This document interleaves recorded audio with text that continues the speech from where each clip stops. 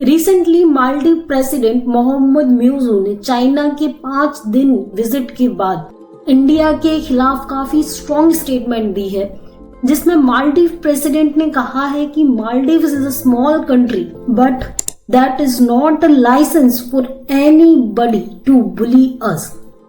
We don't belong to anyone's backyard. Maldives is independent and sovereign. Maldives अपने decisions खुद ले सकता है और अपने आंतरिक मामलों में वो किसी भी बाहरी कंट्री की दखलंदाजी बर्दाश्त नहीं करेगा. But that doesn't give you the license to bully us. बहुत बड़ा शुक्रिया.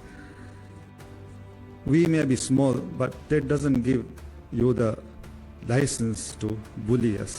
Welcome back on impulse union education. मैं हूं मोनिका. अगर आप लोगों को ये वीडियो पसंद आए तो इसे लाइक करें, शेयर करें एंड चैनल को सब्सक्राइब करें. आज हम इस वीडियो में डिस्कस करेंगे कि किस तरीके से इंडिया और मालदीव के रिलेशंस बर्बाद हो रहे हैं. मालदीव प्रेसिडेंट ने काफी स्ट्रॉन्ग वर्ड्स में यह भी कहा है कि 15 मार्च से पहले इंडिया को अपनी मिलिट्री ट्रूप्स को मालदीव से निकालना होगा.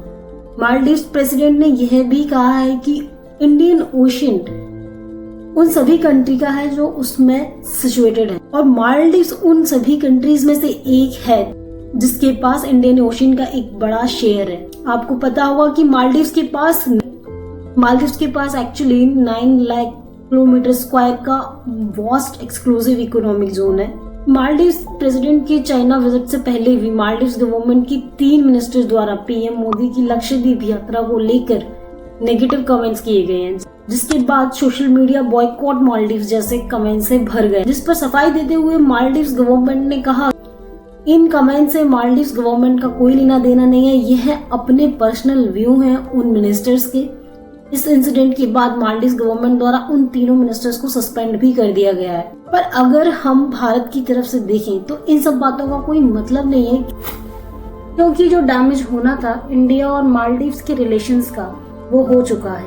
तो अगर हम इंडिया मालदीव के रिलेशंस को पिछले साल हुए मालदीव इलेक्शंस के बाद देखें तो हमें कुछ इंपॉर्टेंट पॉइंट्स नजर आते हैं. मालदीव प्रेसिडेंट मोहम्मद म्यूजू की इलेक्शन कैंपिंग का मेन एजेंडा था इंडिया आउट, जिसको लेकर वो इलेक्शंस जीतने में भी सफल रहे. उसके बाद उनके 3 मिनिस्टर्स द्वारा पीएम मोदी और इंडिया पर नेगेटिव कमेंट किया गया. उसके बाद मालदीव प्रेसिडेंट का चाइना विजिट करना और चाइना से रिक्वेस्ट करना to send tourist to Maldives. Fourth, और अपनी चाइना विजिट के बाद इंडिया पर स्ट्रॉन्ग स्टेटमेंट देना.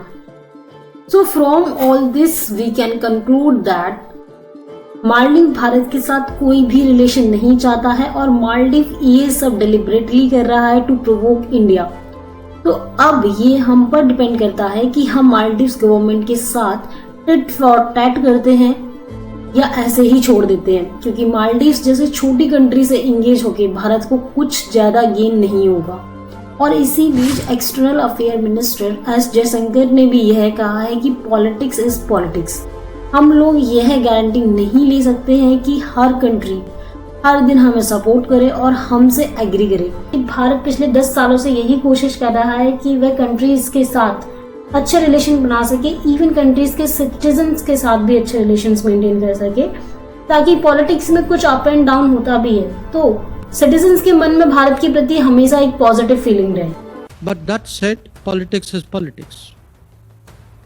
So I cannot, guarantee that in every country, in every day, everybody will support us or agree with us.